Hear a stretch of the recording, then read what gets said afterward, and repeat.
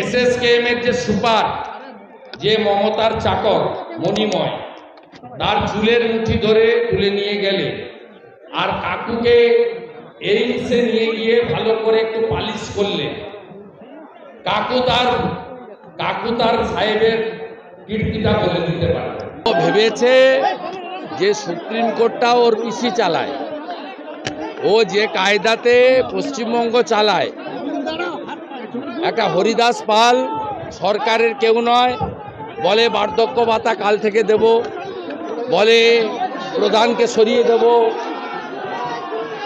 এবং যে কায়দাতে তিনি পশ্চিমবঙ্গের রাজ্যটাকে চালান, ভাইপো ভেবেছেন যে পিসি চালায় সুপ্রিম কোর্ট। তাই প্রথম গিয়ে বললেন উনার সব মামলায় স্টে দিয়ে দিতে হবে। স্টে পেলেন না।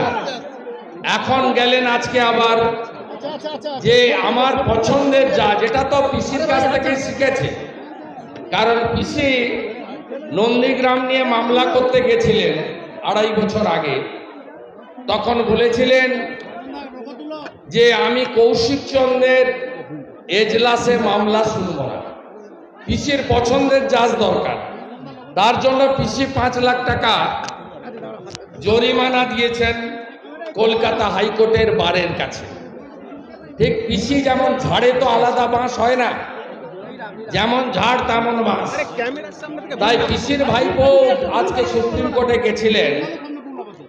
তিনি কোটি কোটি টাকা খরচ করে ব্যারিস্টার বড় লয়ারদের দাঁড় করিয়ে, যাতে অমৃতা সিনহা মহোদয়া মাননীয় বিচারপতি, তার এজলাস ওনার পছন্দ নয়, অন্য জায়গায় নিতে হবে। সুপ্রিম কোর্ট স্বাভাবিকভাবেই কোনো ব্যক্তির ইচ্ছাকে স্বীকার না করে বিচার ব্যবস্থার যে গরিমা আছে তাকে বজায় রেখেছেন এবং দুগালে দুটো থাপ্পড় খেয়ে আবার ব্যাক টু দি ফ্যামিলি। নমস্কার, বাংলার বার্তা থেকে বলছি সন্ময় বন্দ্যোপাধ্যায়। ঘটনাবহুল দিন। জ্যোতিপ্রিয় মল্লিকের ঘর থেকে তার প্রাইভেসির জন্য মিলন মুখোপাধ্যায় তার আইনজীবী সওয়াল করার পর শেষ পর্যন্ত সিসিটিভি খুলে নেওয়া হচ্ছে। বাইরে থাকছে সিআইএসের জওয়ানরা এবং বাইরে থাকছে সিসিটিভি এবং রেজিস্টার, কারা ঢুকছেন কারা বেরোচ্ছেন। অবশ্যই বড় খবর। সবথেকে বড় খবর, দিল্লিতে সুপ্রিম কোর্টে সুপ্রিম ধাক্কাকে অভিষেক বন্দ্যোপাধ্যায় ফিরছেন। তার আর্জি প্রত্যাখ্যান করে দিলেন, তার রিকোয়েস্ট রাখলেন না সুপ্রিম কোর্ট। সেটা নিয়ে ইতিমধ্যে খবর ভাইরাল হয়েছে। তা আমাদের কাছে মনে হচ্ছে, বাংলার বার্তার দর্শকদের কাছে সব থেকে ইম্পর্টেন্ট যে খবরটা আমার কাছে মনে হচ্ছে, সে খবরটা নিয়ে আজকে বাংলার বার্তায় এলাম। কি খবর সেটা? কালীঘাটের কাকু সুজয় কৃষ্ণ ভদ্র তার হয়ে সওয়াল করলেন প্রখ্যাত আইনজীবী কিশোর দত্ত, যিনি প্রাক্তন রাজ্য সরকারের অ্যাডভোকেট জেনারেল। মমতা বন্দ্যোপাধ্যায়ের সবথেকে ক্লোজেস্ট সার্কেলে যেসব আইনজীবীরা এই সময় বিচরণ করছেন, সম্ভাব্য অ্যাডভোকেট জেনারেল হিসেবে যার নাম উঠে আসছে কল্যাণ বন্দ্যোপাধ্যায় ডান হাত, সেই কিশোর দত্ত, তিনি কালীঘাটের কাকু সুজয় কৃষ্ণর জামিনের জন্য শেষ পর্যন্ত কলকাতা হাইকোর্টে দীর্ঘ সওয়াল করলেন। এবং সওয়ালের বক্তব্যটা কী ছিল, যে কী সওয়ালের বক্তব্য ছিল আমি সংক্ষেপে শোনাবো। তার আগে আপনাদের বলি যে শুভেন্দু যে কথাটা বললেন যে পিজির সুপার মণিময়ের চুলের মুঠি ধরে নিয়ে চলে যাওয়া দরকার, শেষ পর্যন্ত এমসে গেলেই, সুপ্রিম কোর্টে গেলেই তাহলে আসল খুল্লা সমস্ত ব্যাপারটা এক্সপোজড হবে। এটা নতুন করে বলার অপেক্ষা রাখে না। সুজয় কৃষ্ণ ভদ্রকে 4 মাস ধরে এসএসকেএমে লুকিয়ে রেখেছেন মমতা বন্দ্যোপাধ্যায় এই মণিময়দের হাত ধরেই। এটা দিনের আলোর মতো পরিষ্কার। আমার খালি মনে হয় পিজির মেডিকেল বোর্ডে যেসব ডাক্তাররা সুজয় কৃষ্ণ ভদ্রকে নিয়ে ছেলে খেলাটা করছেন, তাদের পরিবারের লোকজনও তো হাসাহাসি করে, ঠাট্টা তামাশা করে। কি উত্তর দেন সেটা জানতে ভীষণ ইচ্ছে করে, যে শেষ পর্যন্ত তারা কি বলেন যে আমাদের বাধ্য হয়ে আমরা চাকরি রাখার জন্য, পোস্টিং রাখার জন্য, নিজেদের প্রমোশন এনশিওর করার জন্য এই কাজটা করছি। তাহলে এমবিবিএস ডিগ্রিগুলোর দরকার কি? প্রশ্নটা মাঝে মাঝে দেখা দেয়। যাই হোক, সেই প্রশ্ন নিয়ে আজকের আলোচনা নয়। আজকের মূল যে আলোচনার জায়গাটা, যে সুজয় কৃষ্ণ ভদ্র যে মানুষটির সমস্ত অ্যাকাউন্ট সিজ করে নিয়েছে, অর্থাৎ ফ্রিজ করে দিয়েছে, ইডি ফ্রিজ করে দিয়েছে, তার কোনো অ্যাকাউন্ট অপারেট করতে পারেন না, সেই মানুষটা কি করে কিশোর দত্তর মতো প্রখ্যাত আইনজীবীকে কলকাতা হাইকোর্টে সওয়াল করার জন্য, জামিনের জন্য দাঁড় করালেন? উত্তর খুব পরিষ্কার। কালীঘাটের খুব ক্লোজেস্ট সার্কেলে আইনজীবী বিচরণ করেন, ফলে কালীঘাটের নির্দেশ মোতাবেক শেষ পর্যন্ত কিশোরবাবু সওয়াল করলেন সুজয় কৃষ্ণ ভদ্রর জামিনের জন্য। কিন্তু একটু ভালো করে খেয়াল করে দেখুন, সুজয় কৃষ্ণ ভদ্র যদি জামিন পেয়ে যান, ইডি তো ঘ্যাঁক করে ধরবে। তাহলে খুব ইন্টারেস্টিং না জায়গাটা, যে সুজয় কৃষ্ণ ভদ্র কথা বলতে পারছেন না, ভয়েস স্যাম্পল 1.5 মিনিটের ভয়েস স্যাম্পল টেস্টে বসতে পারছেন না, তিনি এত অসুস্থ, তাকে আইসিসিউতে শিফট করা হচ্ছে, এমনকি বাচ্চারা যে বেডে থাকে সেই বেডে তাকে শিফট করা হচ্ছে। এত সিরিয়াস একজন পেশেন্টের জন্য জামিন চাইছেন কি করে? তিনি তো হসপিটালের ভেতরে আছেন, জামিন থাকা না থাকা তো কোনো মানে হয় না, তিনি তো প্রেসিডেন্সি জেলের মধ্যে নেই। এখানেই লুকিয়ে রয়েছে অঙ্কটা। আমার কোনো একটা জায়গায় মনে হচ্ছে, দেখুন বিশ্বাস করুন, সেটা হচ্ছে সুজয় কৃষ্ণ ভদ্রকে বার করে নিয়ে যাওয়ার চেষ্টার মধ্যে লুকিয়ে রয়েছে একটা অন্য অঙ্ক। কী অঙ্ক সেটা একটু পরিষ্কার করি। তার আগে আমি একটুখানি সংক্ষেপে সুজয় কৃষ্ণ ভদ্রর হয়ে যে সওয়াল পর্বটা চললো আদালতে, সেটা নিয়ে একটা রিপোর্টিং একটা ছোট্ট অংশ পড়ে শোনাই। কেন পড়ে শোনাচ্ছি বুঝতে পারবেন। বৃহস্পতিবার হাইকোর্টে কাকুর জামিনের আর্জি জানান তার আইনজীবী কিশোর দত্ত। স্বাস্থ্যের কারণ দেখিয়ে চাওয়া হয় জামিন। শুক্রবার সেই মামলার শুনানিতে কিশোর আদালতে জানান, কয়েকদিন আগে তার মক্কেলের হৃদযন্ত্রে অস্ত্রোপচার হয়েছে, তারপর জেলে নিয়ে যাওয়া হয়, সেখানে আবার অসুস্থ হয়ে পড়েন সুজয় কৃষ্ণ, বমিও হয়, তাই এসএসকেএম হাসপাতালে ভর্তি করানো হয়, সব মেডিকেল রিপোর্ট রয়েছে বলে তারপরে তার জন্য জামিনের আবেদন করা হয়। এবং এরপর 19 তারিখ সম্ভবত মঙ্গলবার তার পরবর্তী শুনানি সুজয় কৃষ্ণ ভদ্রকে নিয়ে। প্রশ্নটা হচ্ছে, কালীঘাটের কাকুকে দিয়ে এই জামিনের জন্য এই পর্যায়ে চেষ্টা করা হলো কেন? আচ্ছা, যে মানুষটা এত অসুস্থ, সে মানুষটা জামিনে বেরিয়ে এলে তিনি তো আরও অসুস্থ হয়ে পড়বেন। হসপিটালে রয়েছেন জামিন ছাড়াই। জামিন নিয়ে কি হসপিটালে থাকবেন? সম্ভব নয়। কেন, জামিন নিয়ে যদি হসপিটালে থাকেন তাহলে কি ভয়েস স্যাম্পল টেস্টের দাবিটা ইডির উড়ে যাবে? সেটাও তো সম্ভব নয়। তার কারণ আদালতের নির্দেশে ভয়েস স্যাম্পল টেস্টিং করানো হচ্ছে। এইমসের হসপিটাল পর্যন্ত এসএসকেএম হসপিটালের ডাক্তারদের এই চাতুরি নিয়ে তারা পর্যবেক্ষণ রিপোর্ট দিয়েছে, যেটা আদালতে পেশ হতে চলেছে। তাহলে অঙ্ক লুকিয়ে রয়েছে অনেকটা বৃহত্তর। আমি আপনাদের কাছে একটা লজিক পেশ করছি। আপনারা কোনো সূত্র মারফত কোনো সংবাদ পাইনি, যেটা লজিক সেটা আপনাদের কাছে বলছি। আচ্ছা, ভালো বলুন তো, এখানে বিনয় মিশ্রকে দেশান্তরে দ্বীপান্তরে লুকিয়ে রাখার পেছনের অঙ্কটা কি? নির্দিষ্ট একজন প্রভাবশালী ভাইপোকে বাঁচানোর জন্য? এটা তো নতুন করে বলার অপেক্ষা রাখে না। বিনয় মিশ্র অন্য দেশে এদেশের পাসপোর্ট সারেন্ডার করে সেই মানুষটি একটা নন ট্রিটিভুক্ত এমন একটা দ্বীপ, সেই দ্বীপের মধ্যে অন্তরালে লুকিয়ে রয়েছেন। শুধুমাত্র তাকে লুকিয়ে রাখা হয়েছে তার কারণ যাতে ভাইপো সেফ থাকে। এই সুজয় কৃষ্ণ ভদ্রর ভয়েস স্যাম্পল টেস্ট করতে যারা দিচ্ছেন না, তাদের পেছনেও তো সেই অঙ্ক, অর্থাৎ কোনো একজন প্রভাবশালী ভাইপোকে বাঁচানোর অঙ্ক।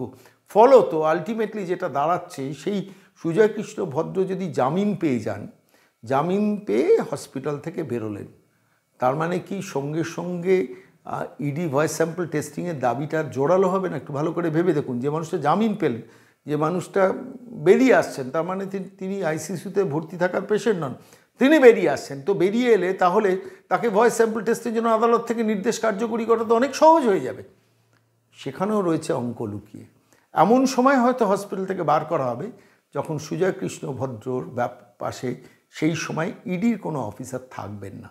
সেই সময় বার করে নিয়ে কোনো নির্দিষ্ট প্রভাবশালীর বাড়ির চিলেকোটার ঘরে সুজয় কৃষ্ণ ভদ্রকে রেখে দেওয়া হলো টেলিফোন ছাড়া। ইডি তার ট্রেস পাবে কি করে? যেভাবে আজকে বিনয় মিশ্রকে লুকিয়ে রাখা হয়েছে, সেইভাবেই সুজয় কৃষ্ণ ভদ্রকে এই কলকাতারই কোনো একটা নির্দিষ্ট প্রভাবশালী ঘরের ভেতরে হয়তো লুকিয়ে রেখে দেওয়া হবে। কিছু অসম্ভব নয় এই বাংলায়, সেটাই তো সম্ভব। তার কারণ বিনয় মিশ্র যদি দেশান্তর হতে পারেন, যদি লুকিয়ে থাকতে পারেন মাসের পর মাস নির্দিষ্ট একজন ভাইপোকে বাঁচানোর জন্য, তাহলে সুজয় কৃষ্ণ ভদ্রকে সেইভাবেই ভয়েস স্যাম্পল টেস্টের আওতার বাইরে নিয়ে যাওয়ার, এটা কি একটা মরিয়া চেষ্টা নয়? আমার তো মনে হচ্ছে সামগ্রিকভাবে মরিয়া চেষ্টা। তার কারণ একটু ভালো করে ভাবুন, পিজি হসপিটালে রয়েছেন, এই মুহূর্তে দাঁড়িয়ে তাকে পাহারা দিচ্ছেন সিআইএসএফ জওয়ানরা, তার কেবিনের বাইরে দাঁড়িয়েছেন, সেখানে ইডির 2 জন অফিসার ডেপুটেড রয়েছেন। এখন তিনি জামিন পাননি। জামিন পেয়ে গেলে সিআইএসএফ জওয়ান কিংবা ইডির অফিসাররা থাকতে পারবেন না। তখন যে কোনো দিন আচমকা যখন ইডির অফিসাররা থাকবেন না, সুজয় কৃষ্ণ ভদ্রকে বার করে লুকিয়ে ফেলাটা অনেক বেশি সহজ হবে। এবং সেই অঙ্কেই হয়তো কিশোর দত্তকে দিয়ে তার জামিনটাকে করানোর চেষ্টা হচ্ছে। আলটিমেটলি এই সুজয় কৃষ্ণ ভদ্রকে লোপাটের একটা চেষ্টা হচ্ছে আমাদের মনে হলো। আমি ভালো করে রিপোর্টটা বারবার করে পড়লাম, তথাকথিত ইলেকট্রনিক্স মিডিয়া এটাকে সেভাবে গুরুত্ব দেয়নি, আমার কিন্তু বারবার এই জায়গাটায় মনে হয়েছে যে সুজয় কৃষ্ণ ভদ্রর এই মুহূর্তে জামিন চাওয়ার পেছনে কোনো নির্দিষ্ট অঙ্ক আছে। তার কারণ পিজি হসপিটাল ক্রমশ ফেঁসে যাচ্ছে, তার রিপোর্ট আলটিমেটলি এমসে ডিসকার্ডেড হয়ে যাচ্ছে এবং সেই রিপোর্টটা সম্ভবত হাইকোর্টে পেশ হতে চলেছে বা লোয়ার কোর্টে পেশ হতে চলেছে এবং তার ভিত্তিতে সুজয় কৃষ্ণ ভদ্র ব্যাপারে হয়তো কড়া রায় হাইকোর্ট বা লোয়ার কোর্ট থেকে বেরিয়ে আসতে পারে, যেখানে জোর করে তাকে 3 ঘন্টা বা 4 ঘন্টার নোটিশে তাকে হয়তো বার করে নিয়ে যাওয়ার একটা নির্দেশ আসতে পারে। ফলত যে কোনো মূল্যে এখন এসএসকেএমকে বাঁচিয়ে সুজয় কৃষ্ণ ভদ্রকে বার করে নিয়ে কোনো একটা নিভৃত স্থানে লুকিয়ে রেখে কোনো একজন প্রভাবশালী ভাইপোরকে বাঁচানোর চেষ্টা, অর্থাৎ তার ভয়েস স্যাম্পল টেস্ট হলে তিনি ফেঁসে যেতে পারেন, এটা নির্দিষ্টভাবে বুঝতে পেরেই বোধহয় শেষ পর্যন্ত হাইকোর্টে এই চালটা চালা হলো। আমি যদি খুব ভুল না বলি, মিলিয়ে নেবেন অঙ্কটা সেদিকেই যাচ্ছে। কিন্তু একটা জিনিস আবার অন্য ন্যারেটিভও আসছে, সেটা হচ্ছে হাইকোর্ট তাকে জামিন এখনই দেবে না। তিনি অসুস্থ বলেই যদি জামিন পান, তিনি পালিয়ে যাওয়াটা তাহলে সময়ের অপেক্ষা থাকবে। ফলত আমাদের নিজেদের বিশ্বাস হাইকোর্ট শেষ পর্যন্ত জামিন দেবে না, কিন্তু একটা মরিয়া চেষ্টা তো তারা করছেন যে পিজিকে দিয়ে 4 মাস চেষ্টা করলাম, এখন পিজি ফেঁসে যাচ্ছে, এখন যদি কোর্ট পিজিকে ইনস্ট্রাকশন দিয়ে দেয় এমন কিছু, পিজিকে এর মধ্যে ইনস্ট্রাকশন দিয়েও ছিল যে ভয়েস স্যাম্পল টেস্টের জন্য ছাড়তে হবে, হঠাৎ রাত্রি 10:30টার সময় তার পিজির কাছে খবর গেছে, রাত্রি 11:30টার সময় সঙ্গে সঙ্গে তাকে আইসিসিউতে ট্রান্সফার করা হয়েছে। পিজি মণিময়রা এইটা খেলছেন, এখন এই খেলাটা খেলছেন। ঠিক এই পরিস্থিতিতে দাঁড়িয়ে সামগ্রিকভাবে মনে হয়েছে যে এবার লোপাট করার খেলায় নামছেন কালীঘাটের কাকুকে, নির্দিষ্ট স্থান থেকে, কালীঘাট থেকে। সেটাই অন্তত সিমটম তার প্রমাণ দিচ্ছে। আর আমরা এটা নিয়ে আবার সামগ্রিকভাবে গিয়েছিলাম দীপাঞ্জনবাবুর কথা শুনতে, তিনি কিভাবে ব্যাখ্যা করেছেন, তাকে আমি প্রশ্নগুলো করেছিলাম, কি বললেন শুনুন। নমস্কার সন্ময়দা, বলুন। বলছি, একের পর এক ঘটনা, প্রত্যেকটা ঘটনাই আলোচনার বিষয়, কিন্তু মূল আমার কাছে মনে হচ্ছে সব থেকে ইম্পর্টেন্ট বিষয় সেটা হচ্ছে অভিষেক বন্দ্যোপাধ্যায়ের আর্জি খারিজ করে দিয়েছে সুপ্রিম কোর্ট এবং সেখানে পরিষ্কারভাবে ইন্টারফেয়ার করবেন না তারা জানিয়ে দিয়েছেন, এবং সেটা নিয়েও তৃণমূল কংগ্রেস মিথ্যাচারিতা, সুপ্রিম কোর্টের রায় নিয়েও মিথ্যাচারিতা করছেন, সেটা একটা ইস্যু। 2 নম্বর হচ্ছে জ্যোতিপ্রিয় মল্লিকের ঘরের ভেতর থেকে সিসিটিভি খুলে নেওয়া হলো, সেটা নিয়ে আনন্দে উদ্বেল হয়েছেন তৃণমূল সমর্থকরা। 3 নম্বর, যেটা আমার কাছে মোস্ট ইম্পর্টেন্ট মনে হয়েছে, যে পরিষ্কারভাবে কালীঘাটের কাকু সুজয় কৃষ্ণ ভদ্রর জামিনের জন্য ডেসপারেটলি চেষ্টা করছে কালীঘাট কিংবা নবান্ন। তার কারণটা হচ্ছে, আমি কেন এই কথাটা বলছি, এদিন সওয়াল হলো আইনজীবী কিশোর দত্ত, যিনি এক্স অ্যাডভোকেট জেনারেল, শোনা যাচ্ছে প্রসপেক্টিভ অ্যাডভোকেট জেনারেল, এবং মমতা বন্দ্যোপাধ্যায়ের খুব ক্লোজ সার্কিটে বিচরণ করছেন এই মানুষটি, খুব নামি দামি একজন আইনজীবী, যার কিশোর দত্তকে অ্যাপয়েন্ট করার ক্ষমতা সুজয় কৃষ্ণ ভদ্র নিজের নেই, তাকে অ্যাকাউন্ট সিজ করা হয়ে গেছে। তাহলে কিশোর দত্তকে নিশ্চিতভাবে কালীঘাট থেকে ডিরেকশন দেওয়া হয়েছে, অ্যাট এনি কস্ট তুমি এই মামলা লড়ো, এবং সেই মামলাতে গিয়ে তিনি সুজয় কৃষ্ণ ভদ্র কালীঘাটের কাকুর জামিনের জন্য বেপরোয়া চেষ্টা করেছেন, এবং তিনি বলেছেন হৃদযন্ত্রে অস্ত্রোপচার হয়েছে, তারপর জেলে নিয়ে যাওয়া হয়, সেখানে আবার অসুস্থ হয়ে পড়েন সুজয় কৃষ্ণ, বমিও হয়, তাই এসএসকেএম হাসপাতালে ভর্তি করানো হয় বলে তাকে যে কোনো মূল্যে বার করে নেওয়া। কারণ প্রশ্নটা হচ্ছে আমার এইখানে, আপনার কাছে আমি আপনার অবজারভেশন চাইছি, সুজয় কৃষ্ণ ভদ্রকে এর থেকে এসএসকেএম থেকে বার করলেই তো ইডি চট করে ধরবে যে তুমি তাহলে ফিট হয়েছে, চলো এবার ভয়েস স্যাম্পল টেস্ট করতে। এইখানে আমার মনে হচ্ছে কোন একটা জায়গায়, ইফ আই এম রং আপনি ধরিয়ে দেবেন, যে সুজয় কৃষ্ণ ভদ্রকে এবার বিনয় মিশ্রর মতো দেশের মধ্যেই বা রাজ্যের মধ্যেই অতি প্রভাবশালী বাড়ির ভেতরে ঢুকিয়ে লোপাট করে দেওয়া হবে, সেই সম্ভাবনার দিকে কিন্তু পুরো ব্যাপারটা যাচ্ছে এই এন্টায়ার ডেভেলপমেন্টে। আপনি কিভাবে দেখবেন ব্যাপারটা, বলুন। দেখুন সন্ময়দা, আজকে সত্যি সত্যি কিন্তু অনেকগুলো ঘটনা ঘটেছে এই বাংলার দুর্নীতির তদন্তর সঙ্গে যুক্ত হয়ে। সুপ্রিম কোর্টের আপনি বললেন, এটা আমিও দেখলাম, সুপ্রিম কোর্টের অ্যাকচুয়ালি বলা যায় থাপ্পড় খেয়েছে সুপ্রিম কোর্ট থেকে, যে সুপ্রিম কোর্ট ওটা গ্রাহ্য করলো না, আবার কলকাতায় বলছে কলকাতায় ডিভিশন বেঞ্চে গিয়ে অ্যাপিল করো। দ্বিতীয়ত যেটা, ওই জ্যোতিপ্রিয় মল্লিকের সিসিটিভি খুলে নেওয়া, কিন্তু আবার এটাও ঠিক যে জ্যোতিপ্রিয় মল্লিকের ক্যাবিনের বাইরে সেন্ট্রাল ফোর্স ডিপ্লয় করতে অর্ডার দিয়েছে। তৃতীয় যেটা, এই ব্যাপারে আমি একটু অন্যভাবে বলি। দেখুন, আমরা কিন্তু শুরু থেকে বলেছি যে এই বাংলার ভয়াবহ দুর্নীতি, হাজার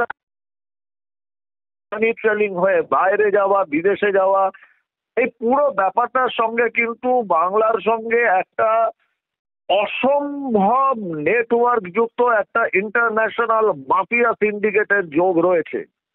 তাহলে হাজার হাজার কোটি টাকা বাংলার বাইরে, ভারতবর্ষের বাইরে সারোগেট অ্যাকাউন্টে থাকতো না।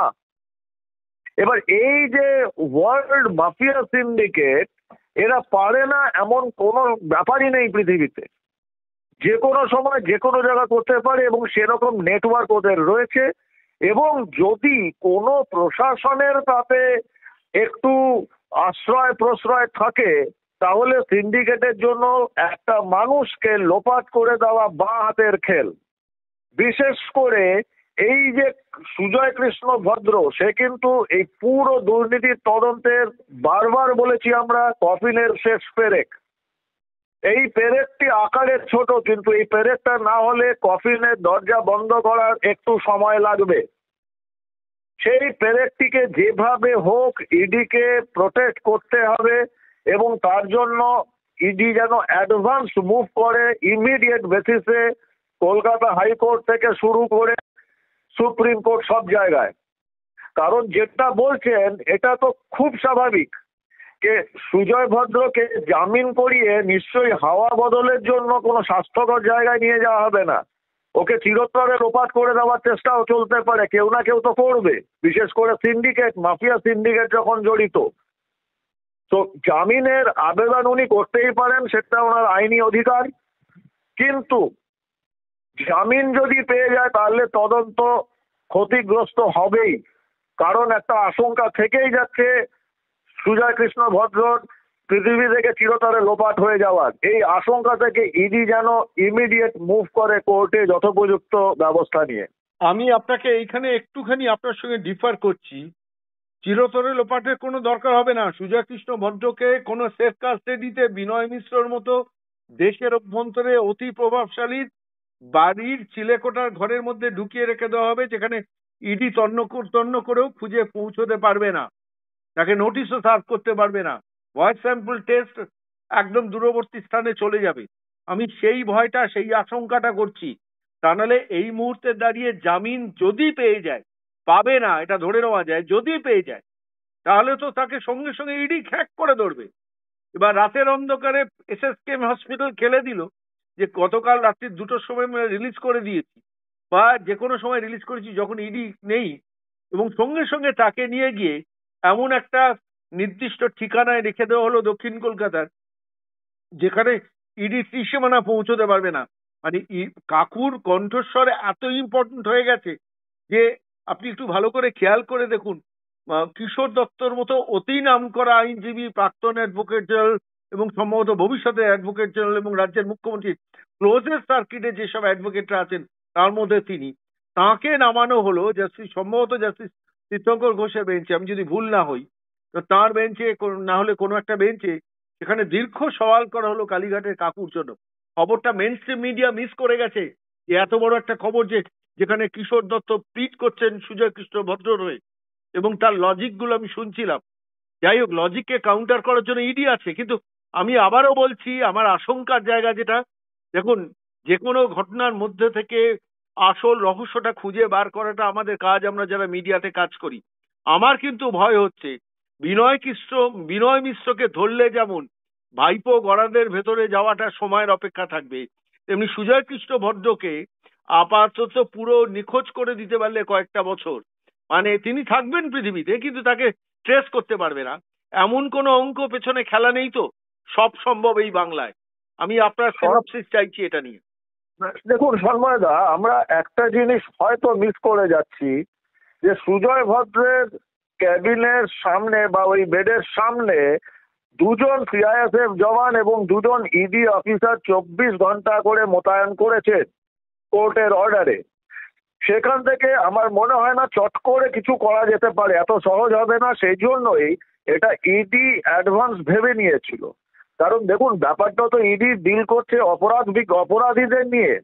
তো অপরাধ বিজ্ঞানের যারা এক্সপার্ট, তারা কিন্তু আগে থেকেই প্রিভেন্টিভ মেজার্স নিয়ে নেয় যে কি হতে পারে, যে এই যে একটা খেলা চলতে পারে, যে কোনোভাবে জামিন করিয়ে বাইরে নিয়ে যাওয়া এবং লোপাট করে দেওয়া। আমি কিন্তু আপনার ওই জায়গাটার সঙ্গে হয়তো খুব একটা সহমত হতে পারছি না যে ওকে কোথাও লুকিয়ে রাখবে, কারণ যতটুকু জানি এই সমস্ত মাফিয়া সিন্ডিকেটদের কাজ, তারা কোনো কাজ কিন্তু পেন্ডিং রাখে না। না দেখুন ভবিষ্যতের দেখুন জন্য। দেখুন দেখুন আমি আপনাকে বলি, পেন্ডিং রাখে না, বিনয় মিশ্রকে তো দেশান্তর করে দিয়েছে এই মাফিয়া সিন্ডিকেট, এই কিন্তু বিনয় মিশ্রকে তো করে রেখেছে। কিন্তু বিনয় মিশ্র যে আদৌ আছে কিনা সেটা তো এখনো হ্যাঁ, প্রমাণ সেটাও হয়নি। অবশ্য প্রশ্ন।